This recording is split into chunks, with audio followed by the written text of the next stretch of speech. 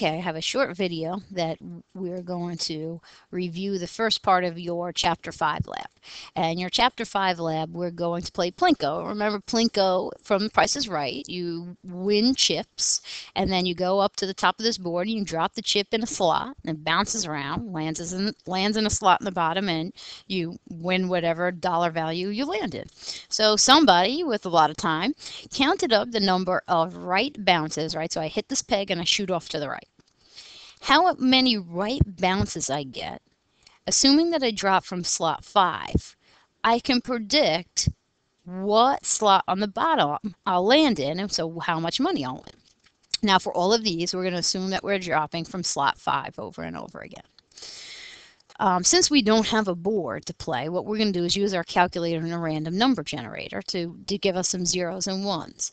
0 is going to count as a left bounce, and 1 is going to count as a right bounce. So I'm going to go into my calculator, into math, over to probability, and I'm going to use my random integer generator.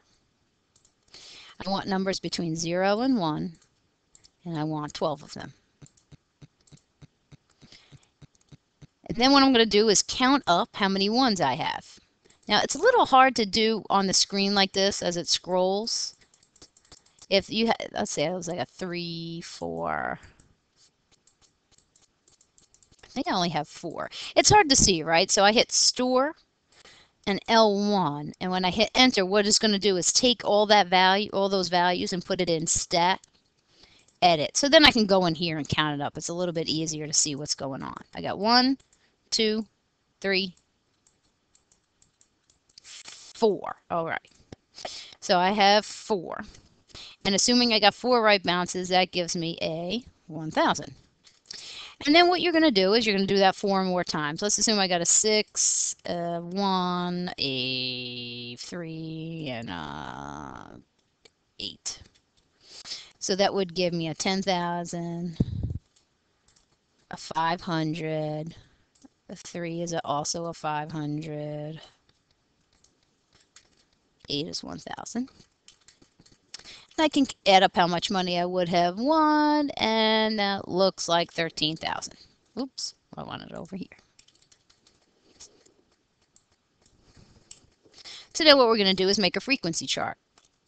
Out of the 5 times I dropped it, I didn't win any zeros or any hundreds, but I won 500 twice, 1,000 twice, and 10,000 once. So in probability, 0 out of 5 is still a 0. 2 out of 5, or 2/5, is a 40%, or a 0.4. I'd like them in decimal form. And 1 out of 10,000 is a 20%, or a 0.2. You can find the expected value by multiplying your probability times the amount 1. And then do that for each column, add it up together. So 0 times 0, 0. 0 times 100, still 0.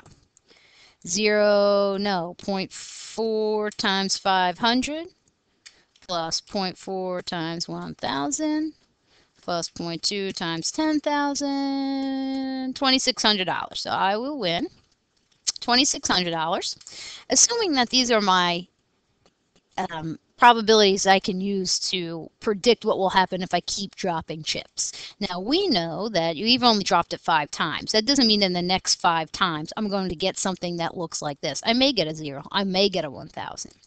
This is a very small sample set of empirical probability. If you were to keep doing this over and over and over again, you get what we are dubbing in this chapter true values, right? These are your theoretical probabilities. That's empirical. This is theoretical. Why are they not the same? What causes them to be different? Well, think about what's the difference between empirical and theoretical, and what happens when you're empirical, those number of simulations increase and get higher and higher. This was 5. What if we did 500? What if we did 5,000? What if we did 50,000? What would those probabilities look like, and what does it have to do with these truth values? So that's just a sentence. That's not a number answer. But given these truth values, if we wanted to make some predictions, how would we do that?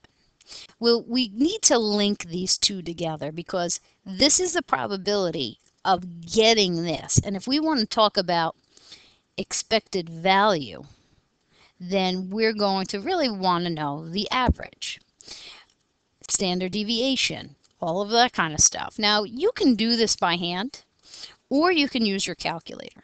Either way is fine by me. You guys have NP and Q and X, and you have all those formulas, but you can run this in your calculator by going to Stat, into Edit, and in your L1, I'm going to clear this out,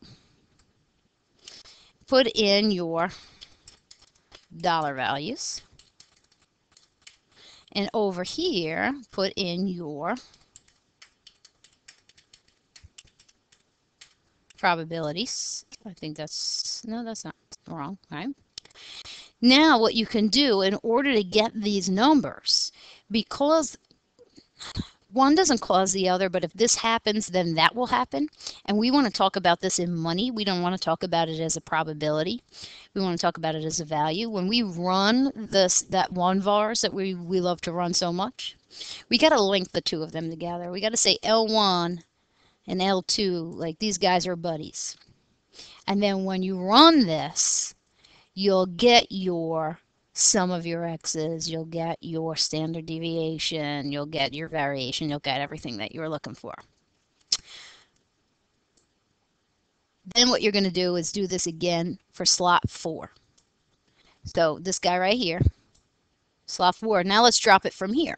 If I drop from over there and I get these number of bounces, this is what I get. They're very different, even though it's just a couple inches. Which one you think is better? Do a simulation. Find out how much you win. Find your frequency values. Find your probability. Here are the truth values.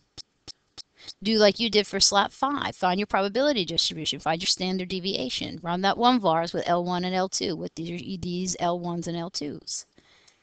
Given the standard deviation, would you use slot 4 or slot 5? And why? Variability, think of variation.